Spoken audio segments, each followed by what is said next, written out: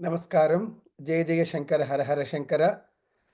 Shruti Smruti Purananam Alayam Karunalayam Namami Bhagavat Pada Shankaram Loka Shankaram. Welcome to the Global Festival of Oneness. This is our 6th annual edition where we spend an entire month, one session in the morning, one in the evening, to discuss the works and teachings of Jagat Guru Ādi Shankara. And we thank you all for joining, and please tell your friends. This is an 1 month long conference, free to attend. You can register on indikamoksha.com. And today we have the pleasure of listening to Swami Chidananda ji. The topic is going to be the light of Shankara on nature of consciousness. A brief bio about Swami Chidananda ji. Swami Chidananda is known as a competent teacher of Vedānta and an excellent speaker on various topics of human values, self-knowledge and self-enquiry. He was drawn to Puja Swami Chinmayananda ji in the 1980s, joined the Master's Ashram in Mumbai in 84 and served the mission, the Chinmaya mission, for 18 years in both India and the USA. He taught 2 residential courses on Vedanta during the time, and several of his students from those days are now Swamis and Swaminis in different parts of the world. Isn't this the true Rishi Parampara that India is so blessed with? The Ramana Maharshi and Jiddu Krishnamurti had a great impact on this scholar.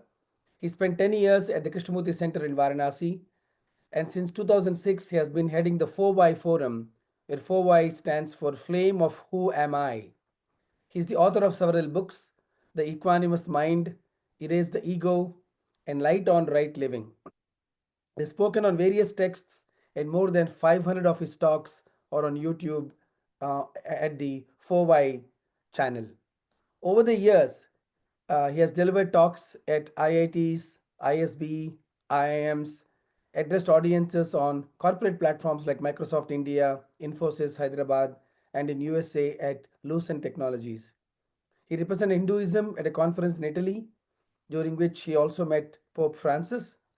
And earlier this year, he participated in the Parliament of World's Religions in Chicago. I'm sure many of us know in 1893 when Swami Vivekananda first spoke there. And based in Mumbai right now and since 2022, Swami Chidananda is all set to open an ashram called Jnana at a village in Maharashtra. It's less than 3 hours drive from Mumbai and Pune as well. So Swamiji, thank you so much for taking your valuable time and sharing your wisdom today on the topic of light of Shankara on nature of consciousness. Over to you, Swami. Thank you, Ravi Shankar Gundlapalli and Nitin Sridhar. Thanks to everybody in Indika Moksha for holding this wonderful month-long festival of oneness as a tribute to the great Sri Ādi Shankarāchārya. Yairime Gurubhi Purvam Padavakya Pramanatah Vyakyataha Sarva Vedantaha Tan Nityam Pranatosmyaham. The buzzword these days everywhere is AI, artificial intelligence. While everyone is excited about these developments, it is in a sense sad that intelligence seems to be going more into machines and human intelligence seems to be failing. There was a time when we said this about machines versus man. Are machines getting superior to man? And now, in the Vedanta context, we would rather make an appeal. Let us not lose sight of the source of supreme intelligence, which is not outside anywhere. It is our own true nature, called chit or jnānam or samvit or prajnānam or figuratively jyotih. The Upanishads and the allied literature, all called Vedānta together, point out the true nature of you and me, every one of us, to be no other than pure consciousness. And this morning in India or this evening in the West, we are all set to examine consciousness. What is consciousness? And Ādi Shankarāchārya's light on the nature of consciousness is our topic. Consciousness is a word which is used in many contexts. I should admit that most people know consciousness on a rather gross level. We say somebody lost his consciousness, he fell unconscious. Oh, that is very different.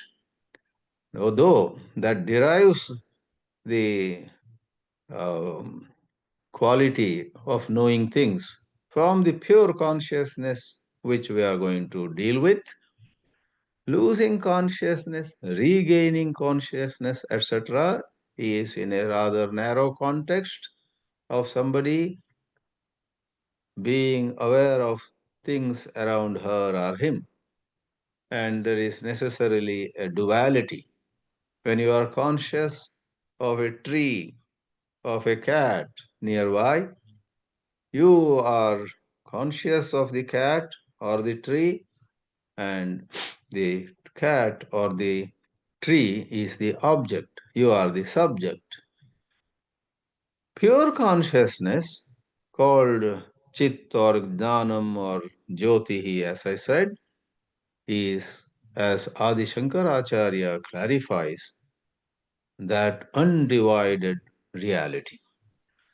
So going straight away, plunging straight away into a very well-known mantra of the Upanishads, to be specific, found in the Taittiriya Upanishad, Brahmananda Valli.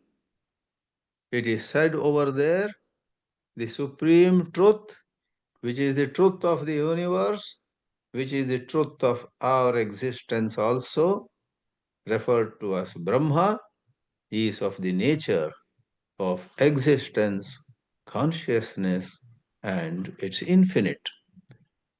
Satyam, jnānam, anantam, Brahma. Over here, the word used to point out the pure consciousness is jnānam. Bhagavad Gita uses the word jyotih.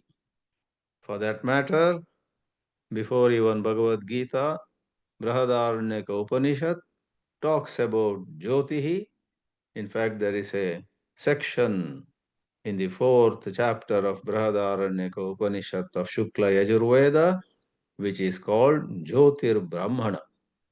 The whole Brahmana, the section, deals with understanding jyoti.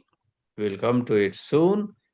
Geetā, on its part, says in the 13th chapter, Bhagavan Sri Krishna describes the supreme consciousness as the light of all lights. Jyotishām api tajyotih tamasa paramuchyate jnānam jneyam jnānagamyam hridi sarvasya vishtitam. That is the shloka 17 in chapter 13.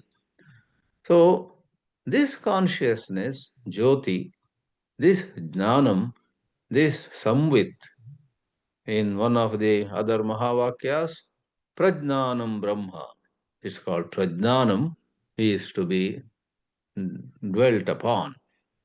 Now, let's begin with how Ādi Shankarāchārya throws precious light on the nature of consciousness, as pointed out by the word jnānam in the sentence satyam jnānam anantam brahma. In a popular format, Satyam, jnānam, anantam, brahma represent Sat, Chit and Ananda. Anantam is having no boundaries whatsoever. Infinite means not limited by anything whatsoever. However, that Anantam is intimately connected with Ananda. For all sorrow is when we feel limited, when we feel our hands are tied, when we feel constrained, when we feel someone has taken away our freedom, we feel unhappy. The absence of any such constraints, any such limitations, any such boundaries is ananta and it is great happiness. I would prefer to call it uncaused happiness. When we eat something delicious, when we listen to something melodious, when somebody praises us, when we succeed in some work, the happiness we experience, at least apparently, is caused by the delicious food, by the melodious music, and so on. But Sat Chit Ananda, and that Ananda being connected with Ananta, is uncaused happiness. Therefore, never imagine that the spiritual wisdom takes us away from Ananda. It takes us above caused happiness of the world to unlimited, natural, uncaused happiness of our own true self. But in this session, we are not focusing on Ananda, we are focusing on consciousness. Shankarāchārya makes it very clear that though three words are used, they are not three things, they are not separate, they are, he uses the very appropriate Samskrita word, lakshanas. First he says they are visheshanas, adjectives. He even gives an example, just as there is mahat sugandhi neelam utpalam. There is a utpala, a lotus flower, which is blue, neelam, big, mahat, and sugandhi, fragrant. So, satyam, jnānam, anantam are adjectives, visheshanas. And a question is raised in the Bhāshya by Sri Shankarāchārya himself. As most of you know, in the Bhāshyas of Sri Shankarāchārya, there is an imagined opponent who questions the main proponent of the Advaita school. The imagined opponent is called Purvapakshi and the proponent is called Siddhanti. When Shankara writes, Satyam, Jnānam and Anantam are adjectives and it is like Neelam, Mahat, Sugandhi, Utpalam, blue, big and fragrant lotus. The Purvapakshi, the opponent says, wait. When you say Neelam Utpalam, there could also be Raktam Utpalam. There could also be Shvetam Utpalam. There can be a white lotus, there can be a red lotus, and so on. So are there then, Satyam Brahma? Is there some Asatyam Brahma or Ardha Satyam Brahma? He says, because when you have adjectives, my second elder brother is the tallest. Then you say, okay, then your eldest brother may be the shortest. So tall and short, there are so many. Shankaracharya comes in with precision. That's where I call it precious light of Shankara on these metaphysical truths. This truth of consciousness is metaphysical because it is above space and time. What is metaphysics? One of you may ask me. Well, I can only say where physics ends, metaphysics begins. Metaphysics is further to physics. So, this metaphysical truth of Brahman is made clear to us by Sri Shankarāchārya's wonderful commentaries, Bhāshyas.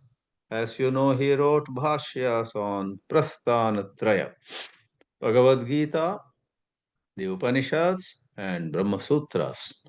And his language has been praised by scholars to be prasanna gambhira. It is pleasing, at the same time, it doesn't do so at the cost of seriousness of the topic.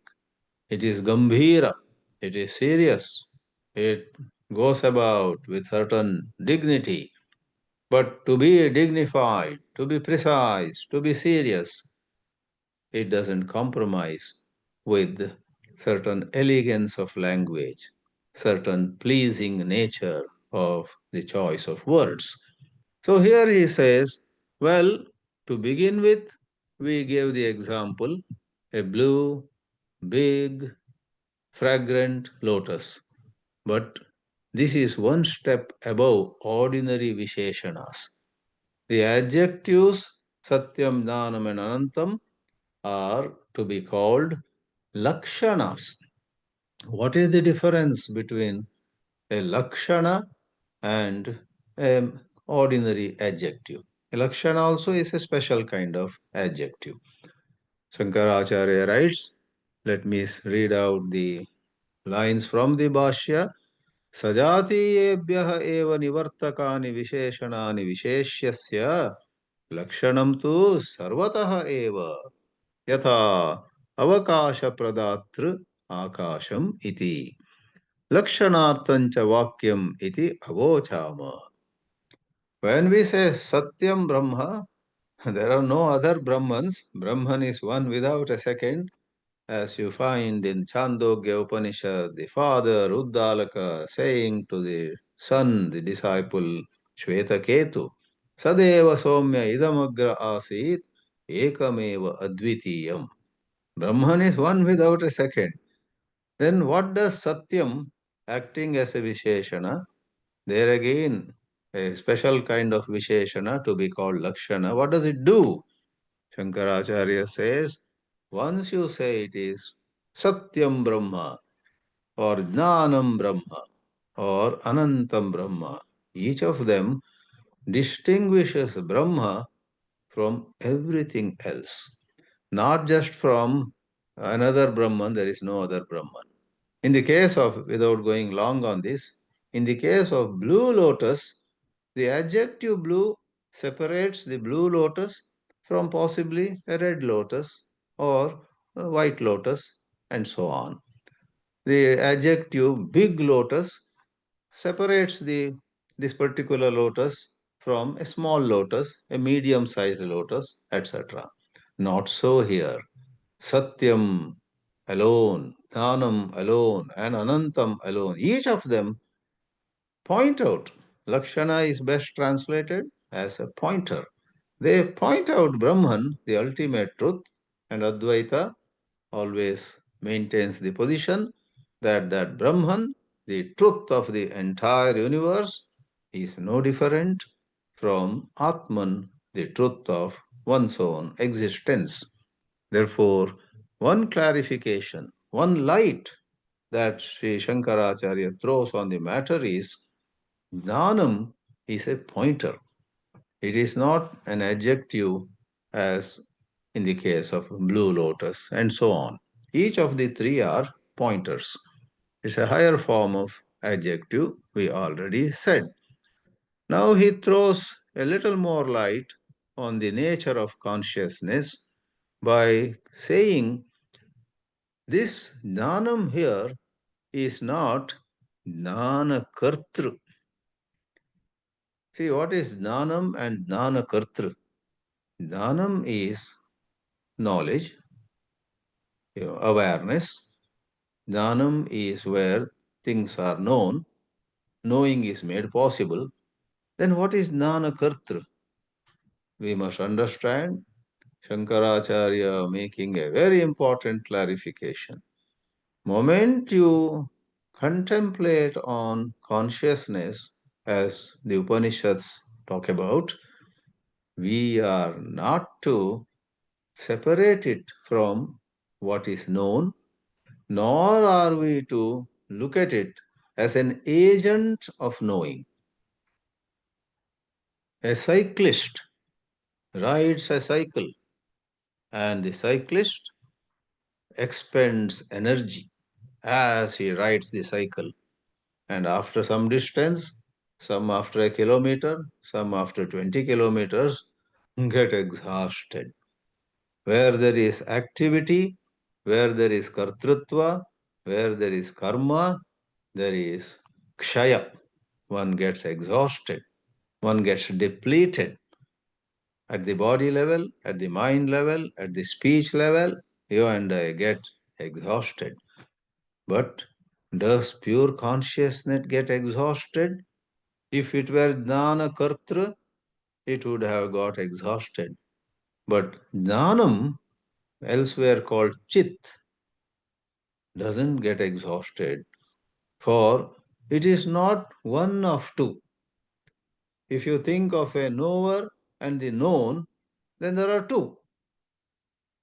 Now here it is not one of two, it is one in everything, one that pervades everything. Therefore, the man who fell unconscious also is jnanam. But because eyes and ears have gone to non-functionality, he may not know things around him. That's the problem with eyes and ears. Karana, they are called instruments. He was consciousness, and even when he has fallen down unconscious, as others would call him using lay language, he is consciousness.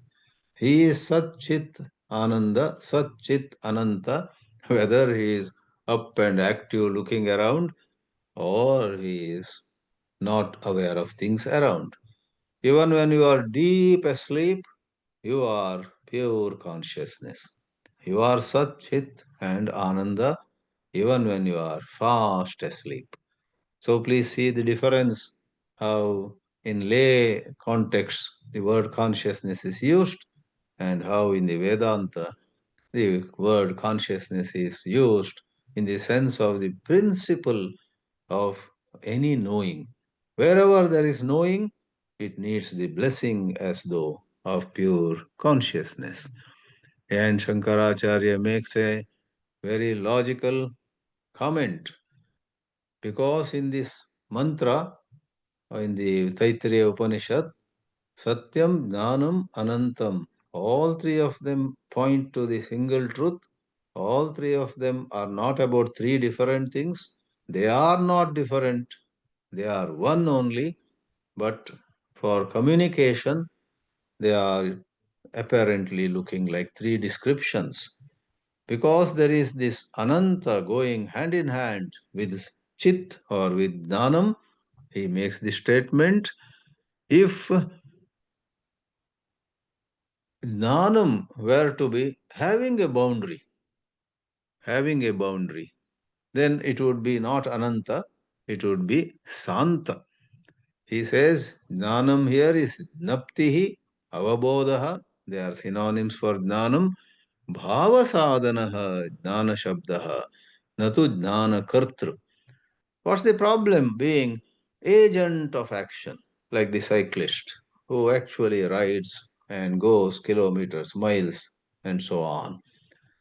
What's the problem with jnana kartru?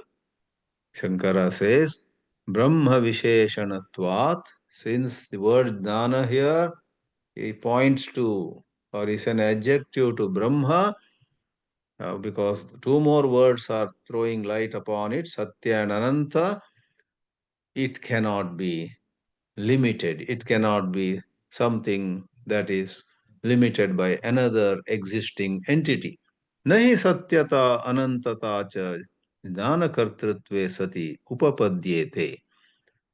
When it is sat, but by the way, sat also means ever present, ever existent. And ananta means having no boundaries.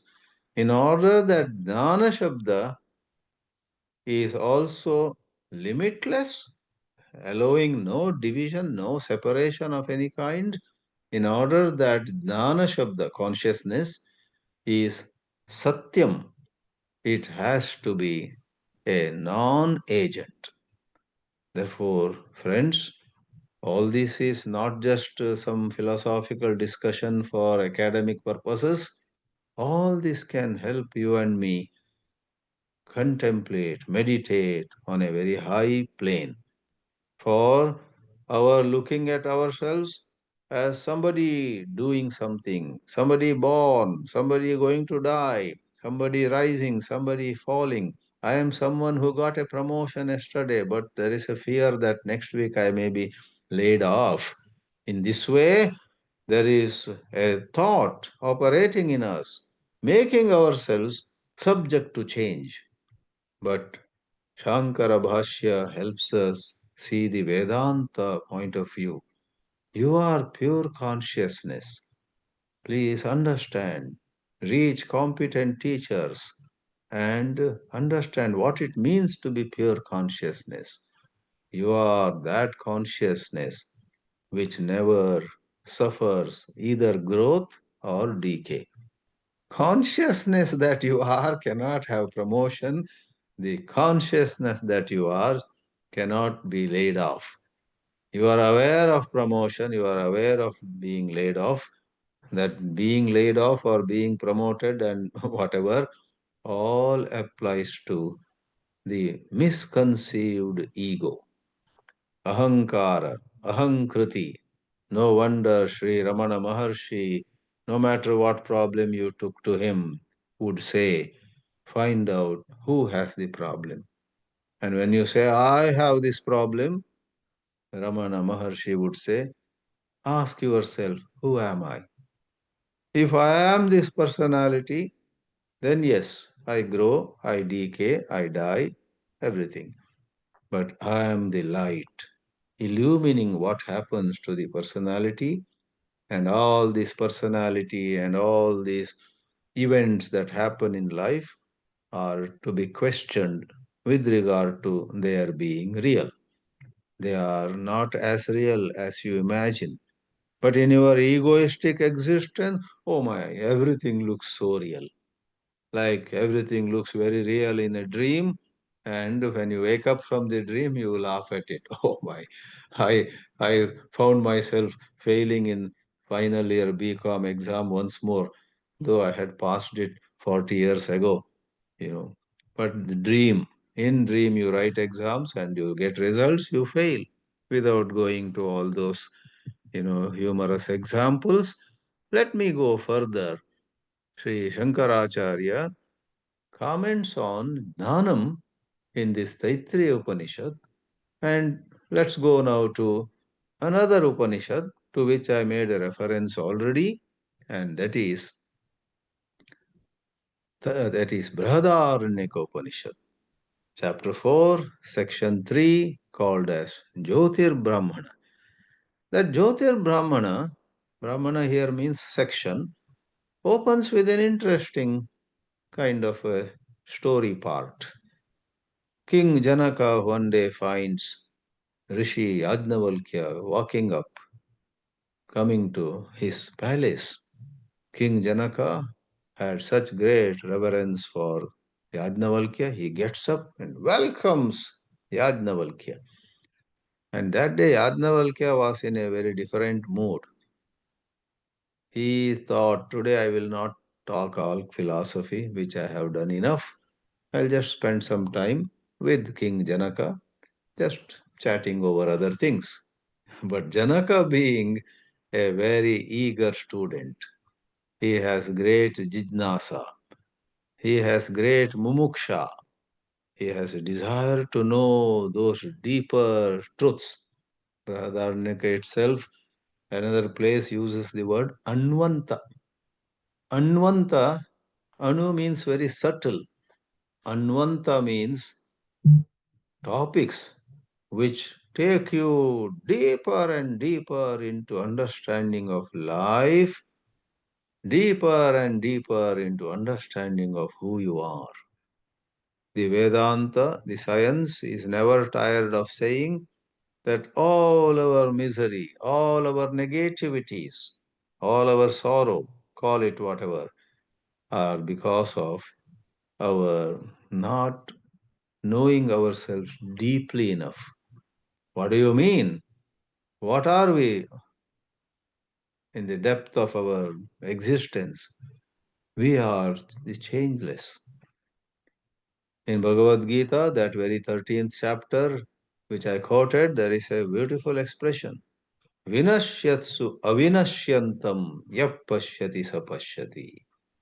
Only those people really see who behold the indestructible in the midst of things that are getting destroyed. Next time we lose money, next time we lose our name, next time somebody insults us, next time somebody puts us in a tight corner, the expression vinashyatsu avinashyantam yapashyati sapashyati can come handy and we can contemplate on it. I will do whatever can be done, that's a different matter, but let me remind myself, being a student of the Vedānta, that even as I am insulted here, even as I lost money over there, actually, on a deeper level, on a subtler level, anu subtle, anu anta, a discussion anta, ending in discovery of subtle, deep dimension of ours, I am ever the same. I am the changeless, pure consciousness. So, incidentally, in Kathopanishad there is an expression, Ya esha supteshu jagarti. Supteshu, when all are asleep, jagarti. This one stays awake. The reference is again to this consciousness about which we are talking. Pure consciousness stays awake even if eyes have shut down. Eyes, ears, nose, tongue, skin, all are not seeing anything, hearing anything, touching anything, smelling anything, tasting anything. The pure consciousness remains shining. I'll come to that in a little more detail in a while. But meanwhile, we continue the story part. Janaka anyhow asks a question. Yajnavalkya, I am so delighted you have come to my palace this morning. And of course, we needless to say, the king offers him some basic hospitality and then they sit down. Then King Janaka has a question. Kim jyotih? Kim jyotih, to take liberty of translation, is Janaka's question, what is consciousness? Our topic of this session, nature of consciousness. Today, many universities have consciousness studies. People, Western scholars, Eastern scholars, scientists, psychologists, neuroscientists, and people from various streams of wisdom are inquiring into what is consciousness. Is consciousness a product of the brain? Is consciousness something that survives the clinical death of a person? Can consciousness independently exist? Is consciousness separate in different people? Your consciousness, my consciousness, her consciousness, the consciousness of an ant, consciousness of an elephant, are they all separate? Various questions, scientific questions, philosophical questions arise. But with regard to it, it is said, Yajnavalkya says, taking a step-by-step approach, O King Janaka, you are asking me what is light, Kim jyotih. You know, light here is not the light of physics, the seven frequencies, violet, indigo, blue, green, yellow, orange, and red, seven frequencies of electromagnetic waves, the energy.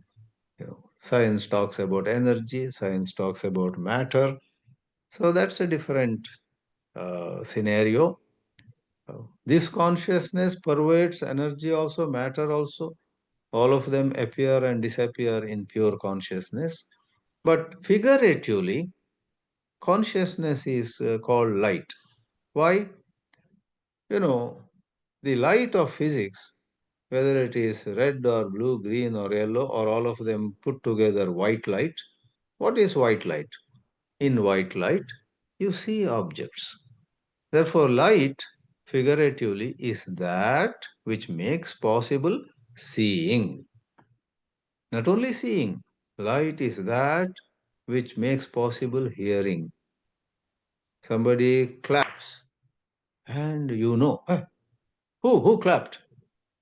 You knew that there was a sound. So knowing a sound, knowing the rupam and varna, the color and shape of something, knowing smell, you know, knowing the other two, taste, touch, etc., knowing somebody's emotions, knowing your own thoughts and emotions.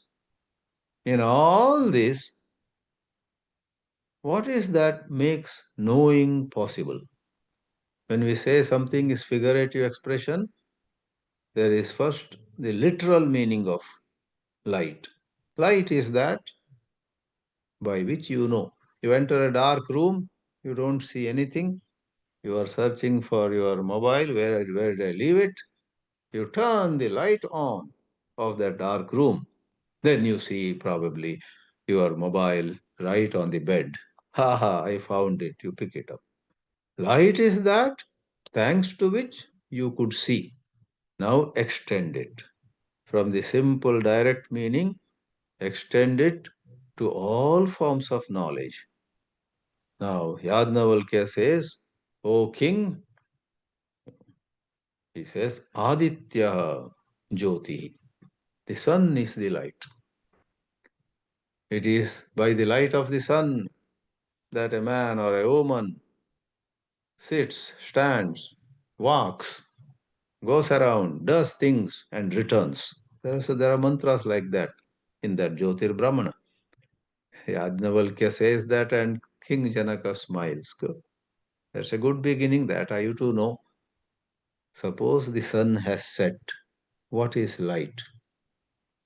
Yajnavalkya says, when the sun sets, the moon is the light.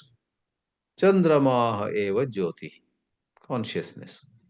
And then when the sun also is not seen in the sky, the moon also is not seen, sun and moon are both out. Agnihi eva jyoti, light up a fire. And in that fire, the word fire, you may take so many sources of light today, electric lamps and halogen lamps and some other lamp. Today there are so many forms of light that have come. All of them are included in either Agni or Vidyut. Some words are used in the ancient scriptures. So Yajnavalkya says, Agnihi Jyotihi. Okay, suppose there is no fire available, sun has set, the moon has not shown up in the sky. What is light? Yajnavalkya says, walk. Walk is not walking of English. Walk in Sanskrit, as all of you know, is speech. You are in dark and you don't know in what direction to move, then your friend in a certain direction says, come this way, come this way. You hear the voice, or he claps. You know that he is signaling to me to move in his direction. So you move. So you got to know in what direction to move thanks to hearing the sound. It could be, smelling some flowers, and you know that I need to go near that particular plant with flowers of such and such fragrance. So, Vak eva jyotihi, Gandhaha eva jyotihi, Rasaha eva jyotihi, all are included in that. That's all building up thought. Now comes the last part. Janaka says, when there is no sun, no moon, no fire, no speech, what? That is when a sentence comes from the mouth of Yajnavalkya in the fourth chapter, third section, sixth mantra. Atma eva asya jyotir bhavati. Asya means purushasya or naryaha, bhavataha, mama, your, my, her, his case, an ant, an elephant, in every one of us. Finally, at the depth of the matter, it is pure consciousness. That is the light. Thanks to it, you and I know. Atma evasya jyotir bhavati is the Upanishad mantra. I have not entered Shankara Bhāshya yet. But Shankara Bhāshya has this to say. Atma iti karyakarana swavayava sangata vyatiriktam karyakarana avabhasakam adityadi bahya jyotirvat swayam anyena anavabhasyamanam abhidiyate jyotih antastancha tat. Shankarāchārya is the great commentator on the Upanishads. But for his commentaries, we would not have understood what the Upanishads are saying. The Upanishadic statements are sometimes puzzling, sometimes apparently contradictory, sometimes they seem to mean nothing. You and I may be lost, but Shankaracharya puts things in right perspective, not out of his own imagination. His insights do play a role, but he is aware of number of Vedic portions, putting two and two together, finding coherence in a number of Vedic, which includes Upanishadic statements. He says, Atma is jyoti, a certain light. Atma is the jyoti, and what is it? It is anyena anavabhasyamanam. It illumines all, avabhasate or avabhasayati, but na avabhasyate. It is not illumined by any. Some of you have studied Kena Upanishad.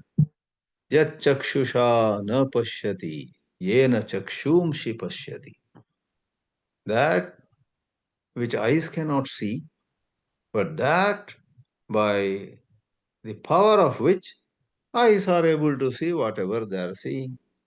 Yadvacha anabhyuditam yena vagabhyudhyate tadeva brahma tvam vidhi nedam yadidam upasate.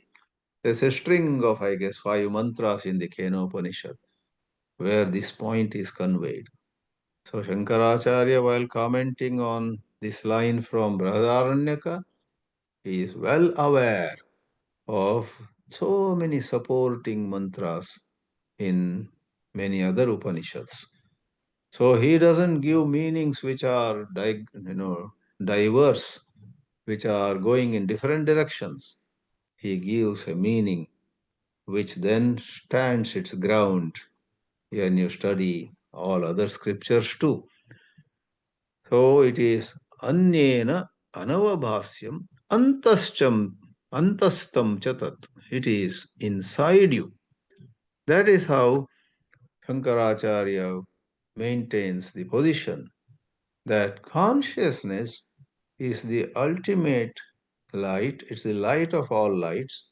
It can never become an object of eyes or ears or mind or intellect or anything, sun or moon or lightning or fire. It's never the object, but it is one which knows everything, which makes possible all knowing. One more appropriate reference is from that very section, 4th chapter, 3rd section in Brihadāranyaka Upanishad. There is a very puzzling mantra. Puzzling mantra. The mantra 23 says, Yadvai tanna pashyati, pashyanvai tanna pashyati. What is this? Na pashyati, it doesn't see. Pashyanvai, it sees. Na pashyati again, doesn't see. What's going on? You may wonder. That's why I said a while ago, Upanishad mantras can be very puzzling. But Shankarāchārya comes along and makes it easy for us. He says about this na pashyati, pashyan vai, and na pashyati, three parts. When it is said na pashyati, the first one, it is actually the erroneous view of certain people who say, in deep sleep, you are not conscious at all. You don't see. Na pashyati is the view of the Purvapakshi, so to say. Or na pashyati is a position in the mantra itself, not in the Bhāshya, referring to a view that it doesn't see. And Shankara says, or mantra itself says, na pashyati is not true, yadvai, whatever people say, pashyanvai. The pure consciousness always sees, even in deep sleep. No, but in deep sleep we don't see anything, we don't taste anything. My favorite example to explain this is there were two friends, Ram and Sham, and Ram said to Sham, come here. What do you see in the sky? Sham said, oh, wonderful, today some 10 or 12 birds are flying in the sky. Okay. After a minute, Ram again asked Sham, now what do you see? It so happened from 10 or 12 birds, there were only 2 or 3 birds now. Sham says, oh, now only 2 birds, three birds are in the sky. And after another minute, oh, no birds. Ram says, what do you see now? Sham says, no bird at all. Then Ram enters in a dairy. After 5 minutes, my friend Sham went blind.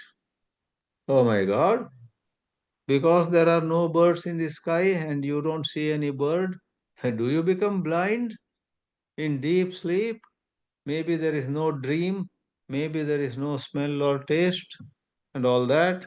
You don't become blind, you don't become unconscious. You are as conscious as ever. This is the Upanishadic revelation, and this is emphasized in a string of 8 mantras in this Brihadāranyaka Upanishad Bhaga. I'll read just one or two. The one mantra which I quoted, the 23rd says, Yadvaitanna pashyati, pashyanvaitanna pashyati, nahi drashtur drishter viparilopo vidyate, avinashitvat, natu tadvitiyamasti, tato anyad vibhaktam yat pashyet. This repeats in the context of not pashyati but jigrati, no smells.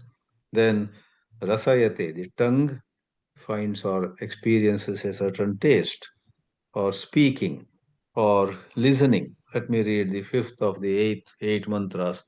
Yadvai tanna shranoti, shranvan vai tanna shranoti, nahi shrotu shrutehe viparilopo vidyate, avinashitvat, natu tadvitiyamasti tato nyad vibhaktam yat shranuyat.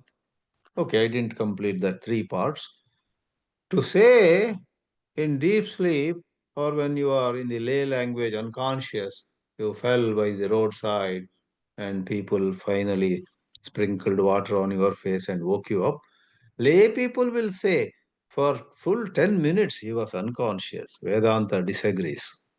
To say na pashyati, he has become unconscious, is not true. That may be in a limited sense of the word in which you are using the word. Pashyanvai, one is seeing, one is conscious. Then tan na pashyati. Then Upanishad itself is saying na pashyati. When another person said na pashyati, it was said it's not so. He is conscious. Now Upanishad says na pashyati. Shankarāchārya gives the meaning. From a higher point of view, when you are anchored in that understanding, I am that pure consciousness, knowing no limits, ananta, ever present, sat, and having no divisions and so on, in a higher way sense, you don't see. Because in the Advaita, there is nothing other than you. If there were to be something other than you, then you would see it. If there were something other than you would hear it, you would smell it, you would taste it, you would speak of it, you would think of it, etc. So the mantra itself says, Natu tadvitiyamasti tataha anyat. The egoistic consciousness of you and me, all the time there are others.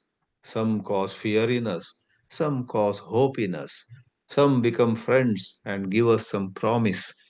They promise us some help and so on. Some others threaten to kill us. This is all in the realm of the divided perception of egoism.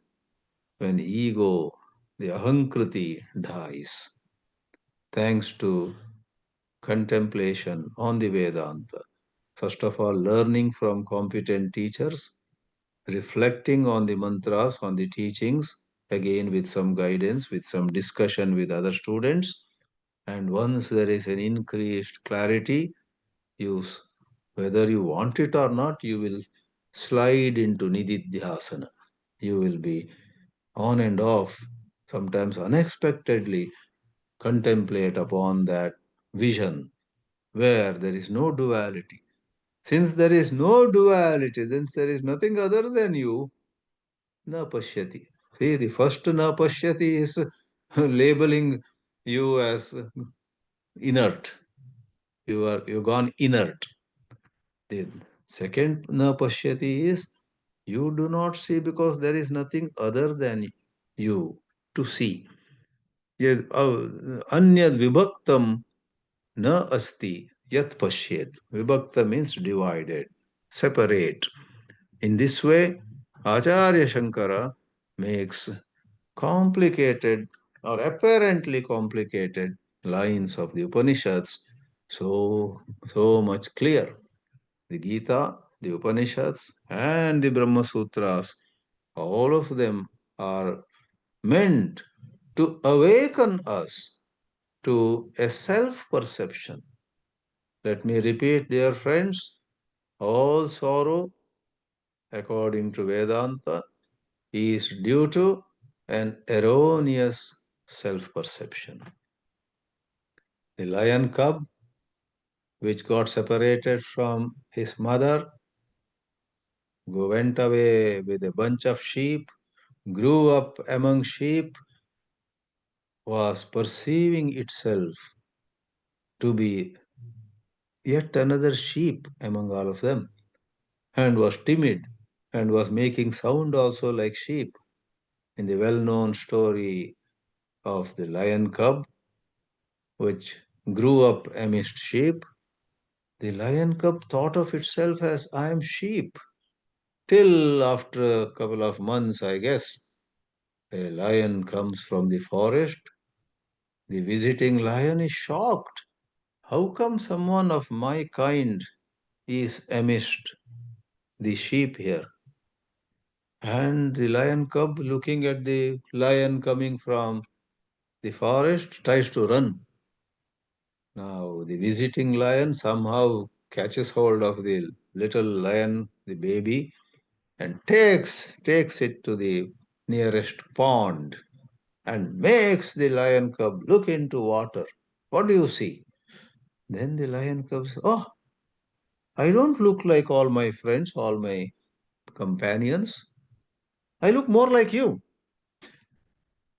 The visiting lion says, you are my clan. You are a lion. Why? How did you get here? Come on. First of all, roar like I do. And the lion cub, for the first time, roars like the visiting lion. Then both the lion and the lion cub go to the forest. This is an illustrative way of saying you and I, because of various forms of play that our mind brings, mind's play. Swami Chinmayananda used to say, Maya is no other than play of mind. When you and I sometimes feel suicidal, I better not live anymore on this earth. It's a very, very vicious play of the mind. We are at that time also the unlimited, ever existent, pure consciousness. But thoughts create a false image. In psychology, you talk about inferiority complex.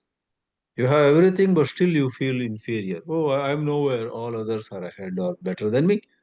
Some other time, unnecessarily superiority conscience complex. You think you are cut above all, God created you separately or specially? What an illusion. So, you know what Vedanta is all about? You know what light Ādi Shankarāchārya throws on the Upanishadic teachings? Shankarāchārya helps us change our self perception.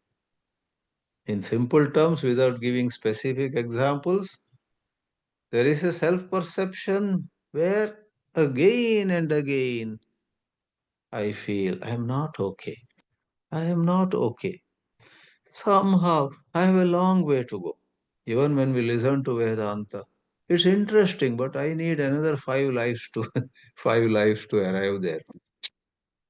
I did not take the right step at the right time. I should have started with studying Vedanta when I was young. All kinds of thoughts come.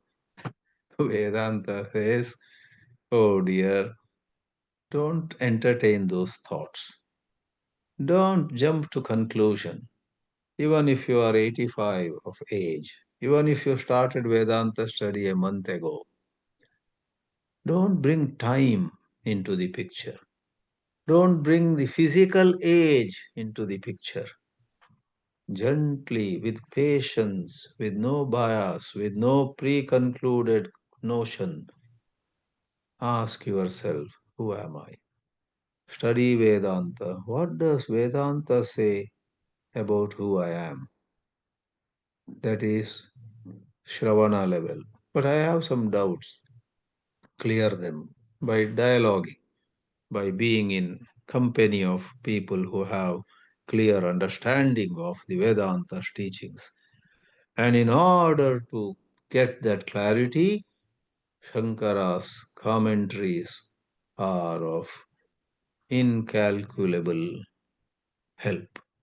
They can be extremely helpful. We are so blessed to come under the light of Shankara. And thus we have attempted dwelling upon or elaborating a little upon the light of Shankara on the nature of consciousness. Om Namah Shri Shankarāchāryebhyah. Wonderful, Swami Chidananda ji. That was very illuminating, I must say, because you have highlighted some very, very interesting, what may seem like a contradiction of few slokas from the Upanishads. And thank you very much for enlightening us, because what it means is there's so much more to learn, so much more to see what is unseen, really. And the way you ended to really say that all sorrows come from erroneous self perception. That's going to be the mantra that I want to remember, and I would like everybody to walk away with. It is that wrong self perception that causes sorrow. So if you fix that, then everything else is fine, because that one that doesn't see but yet sees everything is really constant. It's beautiful, very well, beautifully said. I've learned a lot personally, and I'm glad I was able to be here with you. Thank you very much, Swami Chidananda ji, for once again. I remember you from earlier festivals as well, so thank you. Year after year you're coming and sharing your wisdom. So this ends the 13th May 13th morning session. We'll see you again in about 11 hours. The next talk is going to be by Vidwan Karthik Sharma K. And the topic is Ishvara as the dispenser of the fruits of actions. Ishvara as the dispenser of the fruits of actions by Vidwan Karthik Sharma. We'll see you at 7 p.m. Indian Standard Time. Jai Jai Shankara, Hara Hara Shankara.